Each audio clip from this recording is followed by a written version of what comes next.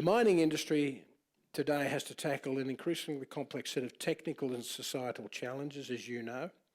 And from our point of view at the moment, we are struggling in terms of prices for our commodities, some areas oversupplied, and so we're going to have to make some pretty tough decisions. It is probably the toughest period I've seen in my 39 odd years. There's probably one other period which was just as tough, and as a consequence, we have to take pretty direct and tough actions.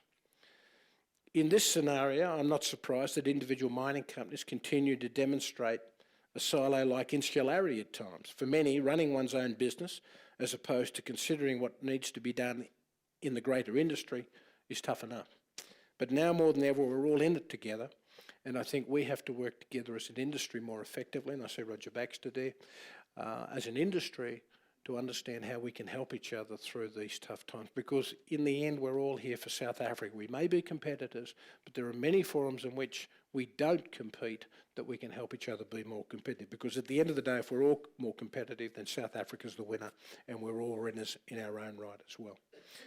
In terms of the government, let me also give credit where credit is due. I think the Operation Pakisa represents an important initiative on the part of the government to bring government policy, business and people together, with stakeholders from the private sector, business, academia and other elements of civil society collaborating with the government in order to improve the implementation of the state's programs and policies. It may well turn out to be a significant milestone on South Africa's journey to improve competitiveness and attractiveness to investors. This is why Anglo American and myself personally, along with Roger and the team, will be an enthusiastic participant in the Pakisa Mining Lab, whose purpose is to develop a shared vision and growth strategy for the mining sector with the aim of doubling real fixed investment in the industry by 2030. Or to put it in the context of my earlier points, to help the government understand what we need to be competitive so that we work with the DMR to help deliver or develop a mining strategy that works for South Africa, that works for the industry, and that works for the people of South Africa, and including every employee in the industry. In my view, it's the only way we're going to crack this nut and be successful on all fronts. Pakisa as a whole is a very interesting development as it demonstrates government's willingness not only to work together with a range of South African constituencies, and for me it's the most exciting development I've seen in my 9 years in being involved in South Africa.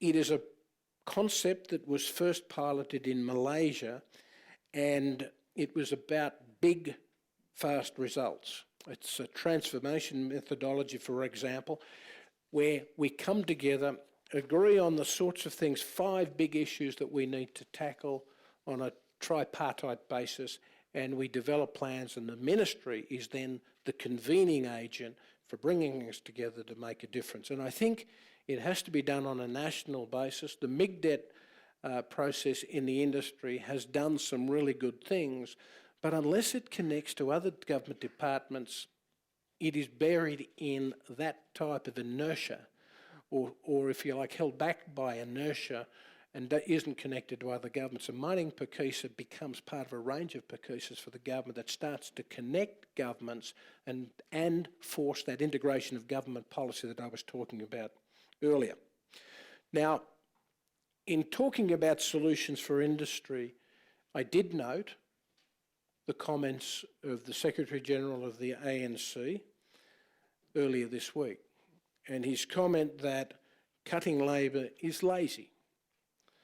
I'd like to say that from my point of view, I understand the observation he makes, i.e., and this is how I'm interpreting it, have you looked at every avenue to improve your business before cutting labour? The answer is, in our case, yes.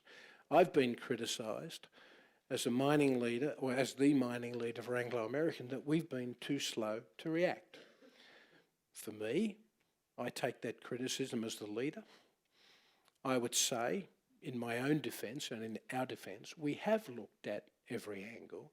We've looked at every opportunity. We're introducing a whole range of new initiatives designed to change the efficiency of the engine room in each of our operations. We felt that was the right place to work.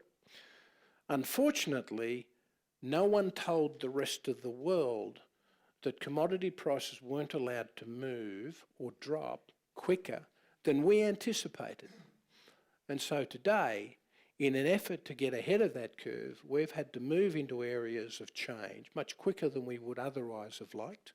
And I'm going to say, probably more aggressively than we would otherwise have done had we been given the opportunity to take very logical and rational steps. Now, to do it more aggressively, we have to take some risks, and it ends up being a lot tougher than we would like to do. But if we don't take those steps, we won't be competitive and we won't achieve our potential, and we will not deliver to you as shareholders, or for those, many of you here, what we need to do to make sure that we protect, enhance our investment and give you the sort of pension,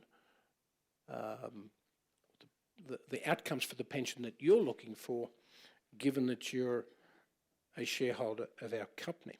So, to the Secretary-General, I would say, we have an idea. We've put this idea up many times, and we're going to do it again. And we're going to bring it to the Pakisa. But let me say it in clear and simple terms.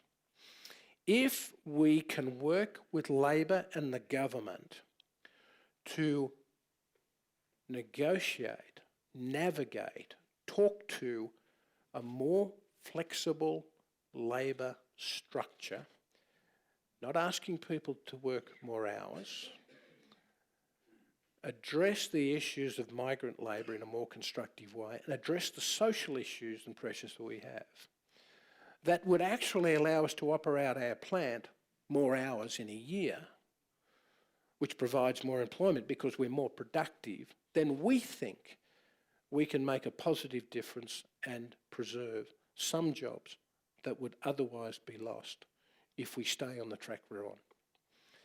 We've put this proposition a number of times, and for many it's been too tough because it means change. And in a country where we have adverse or adversarial industrial relations, that's a tough conversation. But we have to have that conversation if we're going to change the future for our industry. And today, the day has come. We have to make that change, or the job losses won't continue, they will accelerate.